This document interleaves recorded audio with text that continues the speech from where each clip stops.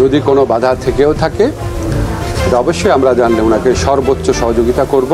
তারেক রহমান আইনি বাধায় আটকে কিনা যা জানালেন আইন উপদেষ্টা। ফুসফুস ও হৃদযন্ত্রের সংক্রমণ নিয়ে এবার কেয়ার হাসপাতালে বিএনপি চেয়ারপারসন বেগম খালেদা জিয়া। এ অবস্থায় তার বড় ছেলে বিএনপির ভারপ্রাপ্ত চেয়ারম্যান তারেক রহমানের দেশে ফেরার বিষয়টি আলোচনায়। তারেক রহমানের ফেরায় আইনগত কোনো বাধা আছে কিনা এ বিষয়ে সাংবাদিকদের সঙ্গে সোমবার সচিবালয়ে কথা বলেন আইন উপদেষ্টা ডক্টর আসিফ নজরুল। বলেন, তার ফেরার ব্যাপারে সর্বোচ্চ সহযোগিতা ও নিরাপত্তার ব্যবস্থা করবে সরকার। কেন তিনি আসছেন না এ ধরনের প্রশ্ন তোলা অবান্তর জানিয়ে উপদেষ্টা বলেন, দেশে ফেরার উপযুক্ত সময় কোনটি সে সিদ্ধান্ত নেওয়ার বিষয়টি একান্তই তারেক রহমানের নিজের। তবে এর আগেও তারেক রহমানের দেশে ফেরার বিষয়ে সরকারের পক্ষ থেকে সহযোগিতার কথা জানিয়েছেন কয়েকজন উপদেষ্টা।